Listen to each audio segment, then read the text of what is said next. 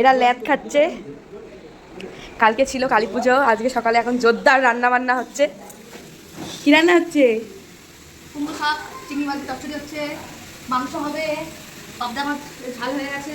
তাহলে দেখো, টিফিন খেয়েছি আমরা সকালবেলা, রুটি আলুর দম। আর এই যে আরেকজন বদমাইশি করছে, এই যে আমাদের প্রসাদ। প্রসাদ খেয়ে নিয়েই আমরা লাঞ্চ করতে বসে পড়েছিলাম। অনেক কিছু আইটেম ছিল, তোমরা তো দেখতেই পাচ্ছ। টিনাদি আমাদের অনেক কিছু খাইয়েছে, আর টিনাদির হাতের রান্নার প্রশংসা কি বা করব, অল টাইম দারুণ হয়। লাঞ্চ করে কিছুক্ষণ আড্ডা দিয়ে সন্ধ্যাবেলা বাড়ি যাওয়ার জন্য রেডি হয়ে নিয়েছি। টিনাদিদের গাছের ডাটা দিয়েছে আমাদের, আর প্রসাদ মায়ের।